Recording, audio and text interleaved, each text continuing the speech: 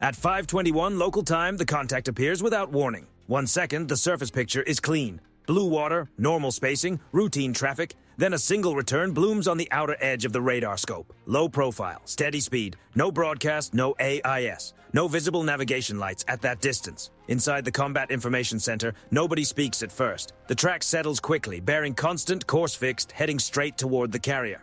Range, 24 nautical miles. The watch officer leans closer to the display. The contact is not wandering, not drifting, not following the wake of another vessel. It is moving in a straight line through open water, cutting across traffic patterns in a way that makes no sense for commercial shipping. Speed reads 12 knots, then 13, then 14. The increase is gradual, controlled, intentional, just enough to stand out. Radar operators begin the quiet work of confirmation. Secondary sensors come online. Surface search narrows its sweep. Electro-optical cameras turn toward the bearing, but at this range there is only shimmer and heat distortion. No voice traffic, no challenge answered, no response. At 5:23, the track classification changes. Military hull, small displacement, armed Iranian vessel. The identification comes from shape and movement, not flags. A narrow silhouette, compact superstructure. The kind of ship built to be noticed, not to endure. Estimated value, under $10 million. Cheap steel, limited sensors, light weapons, a platform meant to project presence. The carrier does not alter course. On the bridge, the officer of the deck keeps his eyes forward, hands resting on the console. No raised voice, no urgency in his posture. The ship continues at speed, a floating city holding its line across the sea. Below, in CIC, the range drops to 21 nautical miles. The Iranian ship stays on heading. At this distance, there is still room for interpretation, shadowing, signaling, routine harassment. But the geometry is wrong. The bearing does not drift. The contact is not offsetting for a parallel pass. It is closing directly on the bow. The watch team records everything point by point. Time, speed, heading. No adjectives, no assumptions. At 5:26, the speed increases again, 17 knots. Closure tightens. Carrier flight operations stop without ceremony. On the flight deck, yellow shirts freeze aircraft where they sit. Catapults remain cold. No alarms, no klaxons, just stillness. Inside the island, a quiet order moves across the internal net. Condition 3, set and man key stations. No explanation follows, none is needed. Everyone aboard knows what it means. Weapons are not armed, missiles are not assigned targets, but the ship has shifted from routine posture to readiness. At 18 nautical miles, the Iranian ship is fully committed. Still no radio calls, still no warning, no attempt to preserve deniability. The carrier's escorts adjust spacing almost invisibly. A few degrees here, a knot there. Movement small enough to look accidental, precise enough to close every angle. The Iranian ship does not respond. Optics finally resolve its shape. One gun forward, antennas exposed. Deck crew visible, small figures against bare steel. No visible damage control gear, no helmets, no urgency. Just men standing watch on a ship moving towards something vastly larger than itself. 14 nautical miles. The Iranian ship is now well inside the distance, where mistakes stop being theoretical. In CIC, a voice breaks the silence. Contact maintains course, no deviation. The tone is neutral, factual, flat. The carrier's track remains unchanged. That is the message. At 12 nautical miles, the Iranian ship crosses a psychological threshold. Not territorial, not legal, but tactical. From here on, every second feels shorter. The sea is calm. The sun is high. No weather to blame. No swell to hide behind. Every move is visible. Every choice is deliberate. The Iranian ship adds speed once more. 19 knots. Closure tightens again. Still no hail. Still no warning. On the bridge, the captain watches the horizon through glass that has seen decades of standoffs like this. He does not reach for the microphone. He does not change posture. He waits. Because at this distance, the next move will define the entire encounter. The carrier holds course. The Iranian ship does not. Range, 8 nautical miles. CIC records another entry. Contact is committing. For the first time since the track appeared, the room feels smaller. Not because of fear, because the choices are beginning to disappear. At 5:28 local time, the distance closes, but nothing else changes. The carrier does not maneuver, no rudder commands, no engine changes. From the outside, it almost looks indifferent, a city of steel continuing its transit as if the approaching ship does not exist. Inside CIC, that illusion disappears. Every console is alive now. Not loud, not frantic, just focused. Radar tracks refresh faster. Surface plots tighten. Electronic support measures listen harder, peeling intent out of background noise. The Iranian ship remains silent. No bridge-to-bridge call, no maritime warning, no attempt to frame the approach as accidental. The rules of engagement lie open at the watchstand, not as a checklist, but as a boundary. Warn, observe, document. Do not escalate unless forced. The watch officer checks the numbers again. Range 7 nautical miles. Bearing unchanged. Collision geometry. This is not shadowing. Shadowing drifts. This is alignment. On the bridge, the captain gives a single instruction, quiet enough that only the immediate watch hears it. Maintain course and speed. That order matters. A course change would turn the moment into a maneuvering contest. More speed would look like retreat. Either decision gives away initiative. Holding steady does something else. It forces the other ship to make the next move. Below decks, the ship shifts without drama. Weapons crews report manned but cold. No targeting solutions are generated. No fire control radars break silence. The 5-inch gun remains trained fore and aft, motionless, its presence understood rather than displayed. That restraint is not weakness. It is control. At 6 nautical miles, the Iranian ship's superstructure is clear through optics. Deck crew can be counted. No visible life jackets, no emergency posture, no signs of a drill. Its bow wave sharpens as speed holds. Inside CIC, the electronic warfare team reports the first emissions. Low-power radar sweeps. Short range, not a lock, not fire control, but active, and that matters. Passive observation can be denied. Active emission cannot. It is a declaration that the carrier is now part of the Iranian ship's targeting picture. Even if weapons are not involved yet, the meaning is logged without comment. Time, frequency, bearing. The carrier does not answer. That silence creates interpretation, and interpretation creates pressure. At 5 nautical miles, the space between the ships compresses into something intimate. At this range, human error can be as dangerous as intent. One bad helm order, one misread signal, one moment of bravado. Still, no radio traffic. The Iranian ship does not slow. On the flight deck, air crews stand by aircraft that will not launch unless ordered. Helmets clipped, visors up, no engines turning, no deck alarms, only waiting. Waiting is harder than acting. The escorting destroyers remain where they are, spaced with precision, covering arcs that do not overlap visually but close perfectly on paper. Their radars stay quiet. Their silhouettes do not posture. Everything about the formation says the same thing. We are already ready. At 4 nautical miles, the Iranian ship makes a slight course correction. Not away, toward. Only a few degrees, but enough to tighten the intercept and erase doubt. Enough to signal intent without committing to impact. In CIC, the assessment is immediate. This is no longer ambiguous. Still no escalation, no warning shot, no siren, no broadcast.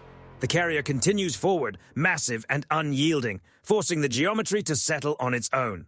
At this point, one truth becomes impossible to avoid. If the Iranian ship continues, this encounter will not end in words.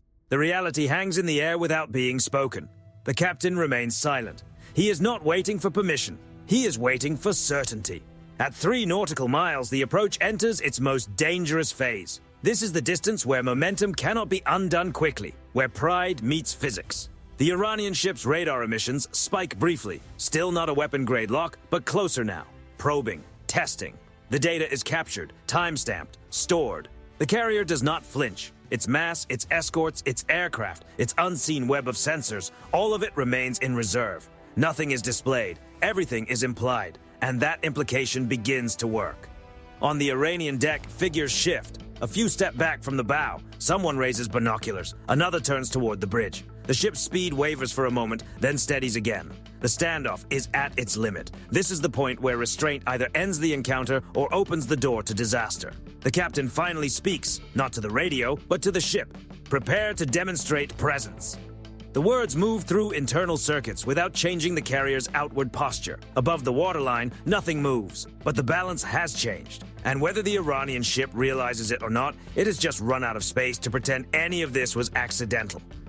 At 5:33 local time, the Iranian ship hesitates. Not in course, not in speed, but in behavior. For the first time since the contact appeared, something changes on their side. Antennas rotate with purpose. A short burst of emissions ripples across the spectrum. Surface search radar narrows its sweep. No longer passive, no longer cautious. Inside CIC, the shift is immediate. Active emissions detected. The call is calm, clinical, recorded.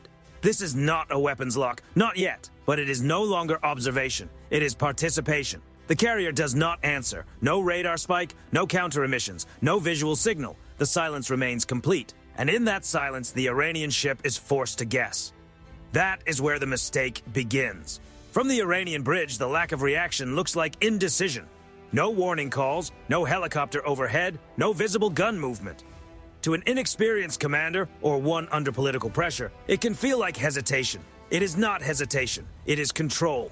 Range, 4 nautical miles. The sea between the ships is now measured in seconds. At this closure rate, any aggressive maneuver carries consequences that cannot be reversed. The Iranian ship holds its heading. On the carrier, every option is already mapped, every response rehearsed. The only variable left is timing. The Iranian commander believes he is applying pressure, forcing a reaction through proximity. He expects a display, radio warnings, visible discomfort, some sign that the larger ship feels the squeeze. Nothing comes. That absence becomes a message of its own, and it is read the wrong way.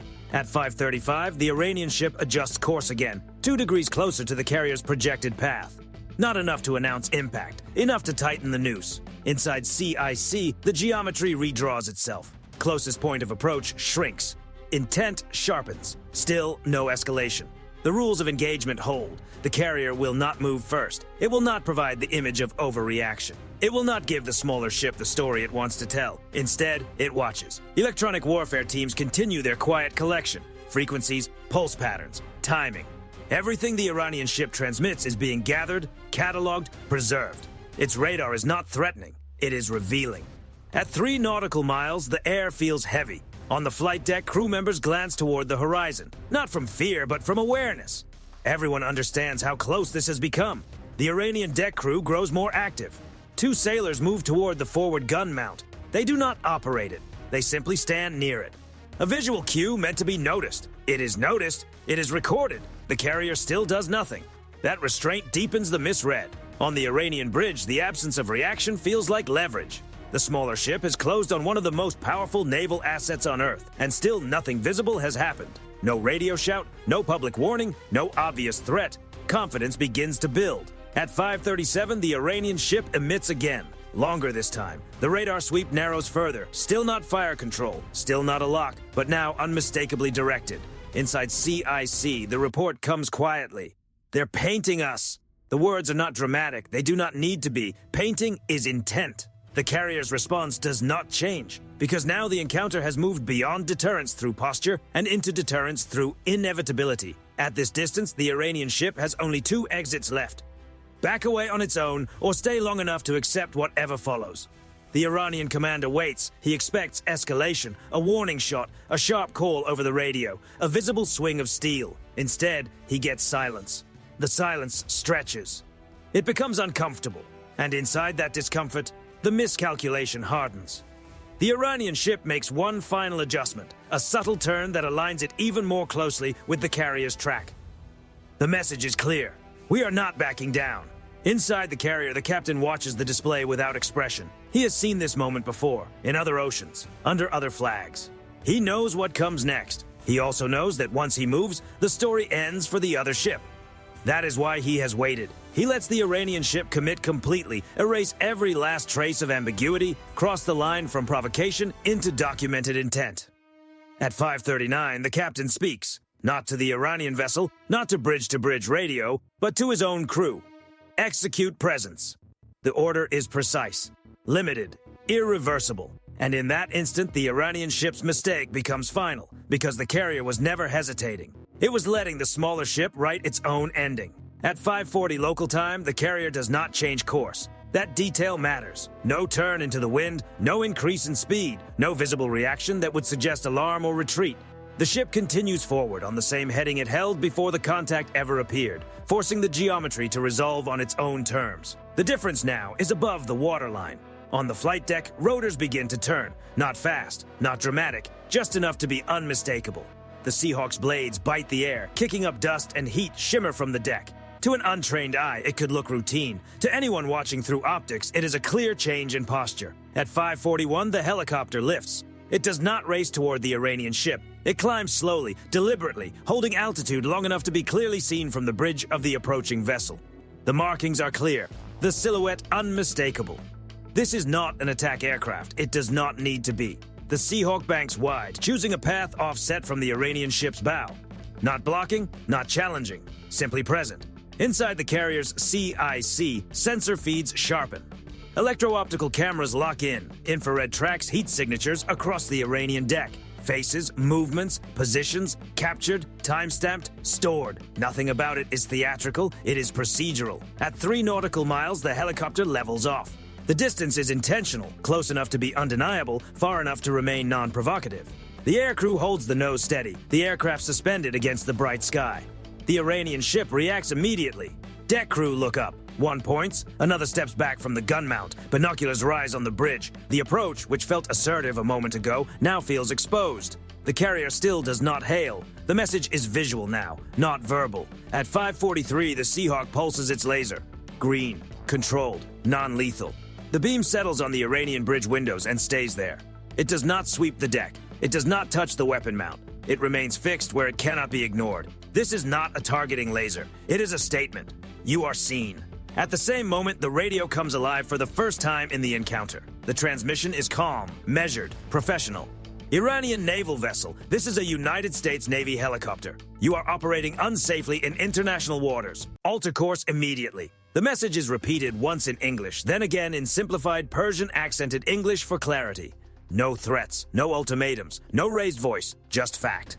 The Iranian ship does not answer, but it does slow. At first, the change is subtle. The bow wave softens, the wake shortens, speed drops by a knot, then another. The Seahawk holds position. No chase, no intimidation pass, just presence. Inside CIC, the numbers confirm what optics already suggest. Speed reduction detected. Course still holding, for now. The helicopter maintains a wide, steady orbit. The sensor operator zooms tighter. Faces on the Iranian bridge are visible now, turned upward, squinting against glare and uncertainty. This is the moment the mistake collapses. The Iranian commander understands that something has shifted, though not yet how completely. The carrier has not engaged. It has not maneuvered. It has not raised its voice. Instead, it has made the encounter undeniable and documented. At 5:46, the Iranian ship slows again. This time, the change is obvious. Deck crew step away from the forward gun. Hands go to railings. One sailor lifts an arm, not as a signal, just as a reflex, as if acknowledging that they are being watched. The Seahawk stays where it is. The laser goes dark. That matters too. The message has already been delivered. There is no need to press it. A few seconds pass, then the Iranian ship's bow begins to drift. Not a hard turn. Just a few degrees, enough to widen the closest point of approach. Inside CIC, the watch officer marks the change. Contact is altering course. The carrier still holds steady. The helicopter makes one more slow orbit, giving the Iranian bridge time to understand what has already happened. Sensors remain locked. Recording continues. At 5:49, the Iranian ship commits to the turn. The bow angles away. The wake curves. Distance begins to open. No cheers, no visible reaction on the carrier. The Seahawk climbs slightly and banks back toward the flight deck. Never rushing, never breaking composure. The encounter is ending not with impact, not with warning shots, not with escalation, but with subtraction. The Iranian ship removes itself from the equation. By 5:52, the distance is opening steadily. The carrier resumes flight operations without announcement. And the only evidence that anything happened at all is a block of data, a collection of recordings, and one simple fact. The carrier never changed course. The other ship did. At 5:56 local time, the sea looks the same. That is the first thing most people would notice. Blue water, clean horizon, no smoke, no debris, no visible sign that anything unusual unfolded between two warships moving through open ocean. But inside the carrier, the encounter is already finished. The Iranian ship is widening the gap now. Its wake curves gently away from the carrier's track, each minute adding distance that cannot be reclaimed without another deliberate decision. Speed holds lower than before. Course continues drifting off the intercept line. No pursuit follows. The Seahawk settles back onto the deck with the same calm it launched with. Rotors slow, chocks go in, crew step clear, no rush, no raised voices, just another recovery logged into the system. In CIC, the final entries are made. Time of initial contact, maximum closure rate, active emissions detected, laser presence employed, course alteration observed, everything factual, everything time-stamped. There is no line labeled victory. There does not need to be. The carrier remains on its original heading, never once leaving the transit plan set hours earlier. Aircraft begin moving again. Catapults cycle. The ship returns to its steady rhythm, almost indistinguishable from any other morning at sea. That is the point. The Iranian ship stays on radar for another 20 minutes. A diminishing return, fading into the background clutter of surface traffic. It does not try again. It does not transmit. It does not explain. Eventually, it becomes just another track. What changed was not the ocean. What changed was the outcome. The smaller ship entered the encounter believing proximity could create leverage. That closing distance could force a response. That silence meant uncertainty. That restraint could be pushed. Instead, it discovered something else. That discipline creates pressure. That silence denies the other side a narrative. That presence, applied at the right moment, ends the conversation. No missile was armed, no gun was trained, no warning shot crossed the bow. And still, the result was complete. The Iranian ship left with less than it arrived with. Not damage, not casualties. Something harder to measure, initiative, because every second of that approach was recorded, every emission captured, every maneuver logged and preserved. The encounter now exists permanently as data, reviewable, replayable, undeniable. The carrier gained something without ever showing its full hand. That is why the final detail matters most. At no point did the carrier accelerate. At no point did it turn. At no point did it threaten. It simply allowed the other ship to choose. And when that choice came, it was not the one Iran expected. This is how modern naval power works. Not through spectacle, not through noise, not through force applied too early, but through geometry, patience, and timing. By the time the Iranian ship altered course, there was nothing left to contest. The encounter had already been decided, not in the air, not on the water, but in the space between action and restraint. Later, analysts will review the logs. Frequencies will be cataloged. Behavior patterns will be compared with earlier encounters. The event will become a reference point, a quiet example filed among many others. It will not dominate headlines. It will not trend. But for the crews involved, the lesson is unmistakable. You do not have to fire to control an encounter. You do not have to raise your voice to be understood. And you do not have to chase a withdrawal to prove the point.